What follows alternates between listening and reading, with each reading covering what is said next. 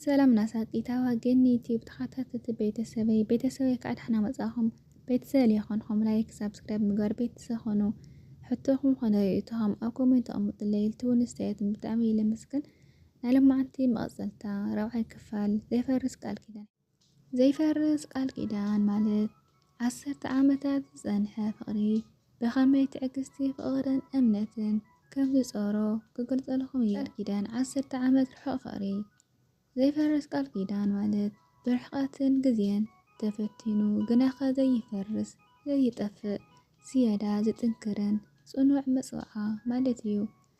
ኣብ ታሪኽ እዚ ቃል ኪዳን ን10 ዓመታት ዝጸንሐ ርሑቕ ፍቕሪ ንክኸውን ከሎ ብሰለስተ መሰረታዊ ምሳሌት ቀዳማይ ፍቕሪ ሓይሊ ናይ ዓሞቕ ምትእስሳር ሓቀኛ ናይ ነፍሲ ፍቕርን እዚ ፍቕሪ እዚ ናይ ኣካል መቀራረብ ጥራሕ ኣይኮነን ነይሩ።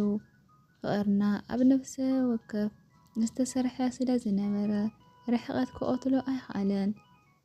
ንሕድሕድና ዝነበረና ሓጎስን ስምዒትን ኣብ ቪድዮ ክትካፈለሉ ምኽኣልና ፍቕርና ኣብ ርሑቕ ዝዓቢ ከም ዝኾነ ዘርኢ እዩ። ዕላማን ትርጉምን ምሃብ ሓቀኛ ፍቕሪ እዩ ብነፍሲ ወከፍ ብችግር ዝመልአ መዓልቲ ትርጉም ዝህብን ንሕድሕድና ተስፋ ዝህበናን።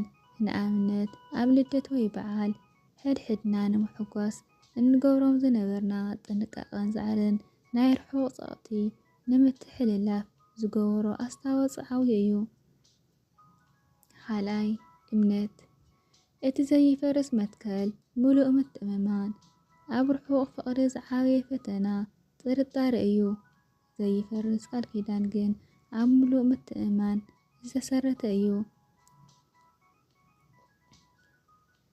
ን10 ዓመታት መነን ብርሕቐት እንተተፈላሊና ሓደ ካብቶም ፍቑራት ነቲ ቃል ኪዳን ከም ዘይኽደን ሕድሕድና ንዘለና ሓላፍነት ከም እንፈልጦ ምእማን። እዚ ድማ ቃል ኪዳን ዘይፈርስ ዝገብሮ ዓንዲ እዩ። ሃይማኖት ጽንዓት ንሓደ ሰብ ቃል ኪዳኑ ከይፈርስ ብምግባር ካብ ሃይማኖታዊ እምነት ዝርከብ ሓይሊ ኣዝዩ ዓብዪ እዩ።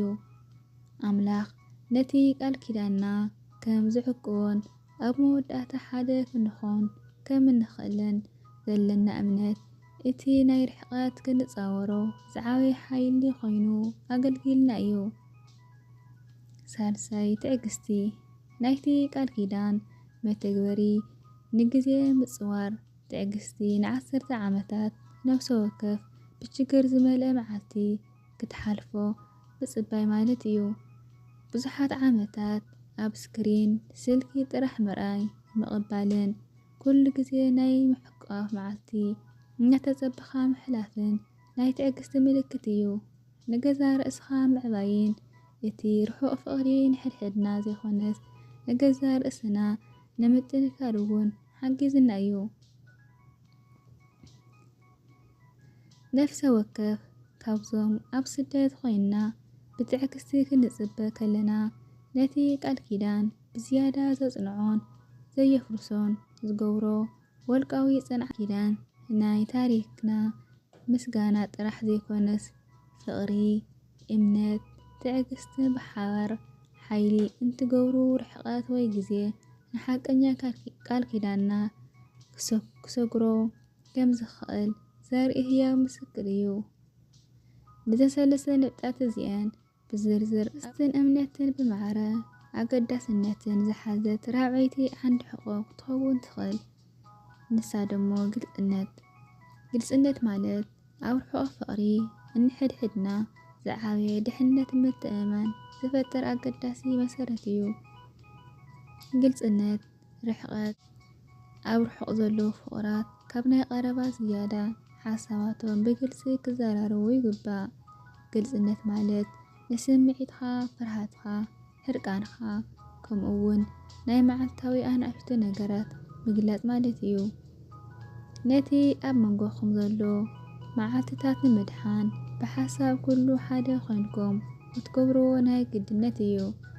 ምሳሌ ኣነ ኣብ ስደት ዘለኹ ብዛዕባ ዘለኒ ብድሆታት ብግልጺ እንተዘይነገርኽዎ ብኸመይ ክሓስብ ከም ዝኽእል ፈሊጠ። ጥርጣረ ንምቕናስ رحقات مشتر أيفتون نحنتي صوع زي مسلكا وي أب معتي أنا أشتم محاشات جبار أنت زي تخيلو كابز خونا جزين العلي ترطاري فتر قلت النت دما نتي ترطارز قنس متأمان لك هسس يحجز حقنيا مخنيات مها مالتيو بحاصيرو قلت النت اتي ناي رحقات مشتر نكيبصح تجدد قال كدانيو ናይ ገዛ ርእስኻ ቦታ ምሃብ ግልጽነት ማለት ኩሉ ግዜ ኣብ ስልኪ ምሕላፍ ማለት ኣይኮነን። እንሕድሕድኹም ኣብ ስራሕ ወይ ምስ ፈተውቲ ንምብጻሕ ዘለኩም ግዜ ብግልጺ ምፍላጥ ነንሕድሕድኩም ምትእምማን የጠቓልል። እዚ ድማ ናይ ዘይፈርስ ቃል ኪዳን መርአያ እዩ። ምምዝባል ዘይብሉ ግልጽነት ኣብ ኩሉ መዳይ ስለዚ እቲ ናይ 10 ዓመት ዘይፈርስ ቃል ኪዳን ዝጸንሐ ተርዋዕተ ምስቶታት እዩ። ቀዳማይ ፍቕሪ ንልቢ ዝሰብር ስምዒታዊ ሓይሊ፣ ካልኣይ እምነት ንሕሊና ዝገዝእ ዘይከሓድ እምነት ንሕሊና ዝግዛእ ዘካይድ ምትእምማን፣ ሳልሳይ ትዕግስቲ ን10 ዓመት ግዜ ዘጸገመ ጽንዓት፣ ኣርባዕተ ግልጽነት ነርሕቐት ብምሉእ ዝርአየ ሓቀኛ ልቢ። ተስፋ ማለት ነቲ ኣብ ዝሓለፈ ዘርአናዮ ስሕተት ወይ ውድቐት ከይተረፈ ሓሊፍና ንቕድሚት ንዝርከብ ብርሃን ምርኣይ ማለት እዩ። ንሱ ድማ ሓደ ነገር ካብ ዝኸውን ምሕላፍ ዘይኮነስ ነቲ ዝደለናዮ ናይ ወጻኢ ፍጻመ ንምርካብ ብጽንዓት ናይ ምዕባይ ደራኺ ማለት እዩ። ምትብባዕን ምፍጣር ተስፋ ሰባት ኣብ ጸጋዊ እዋናት ብቕዓት ከይብሎ ንምቕጻል ዓቕሎም ከይጸቦም ንምጽዕናዕ ይሕግዞም። ኣእምራዊ ጥዕና ኣብ ሳይኮሎጂ ተስፋ ዓብዪ ክፋል ናይ ኣእምራዊ ጥዕና እዩ። ንጭንቅን ህውከትን ንምቕላል ዓብዪ ኣበርክቶ ኣለዎ። መንገዲ ምፍላጥ ተስፋ ኣብ ሓደ ጸገም ወይ ብድሆ ኮይንካ መንገዲ ወይ መፍትሒ ክርከብ ይኽእል እዩ ዝብል እምነት ስለ ዝህበካ ብዝፍትን ትርጉም ዘለዎ ቃል እዩ። ብዛዕባ ተስፋ ኣብ ዝኾነ ፍሉይ ሓሳብ ወይ ኣብ ዝኾነ ኣብነት ተስፋ ተመርኪስና ክንዛረብ ንኽእል ኢና። ክቡራት ቤተሰበይ ዝነበረኒ ናሎም መዓልቲ ዘይፈርስ ቃል ኪዳን እዚኦም ለጠቓለለ ነይሩ።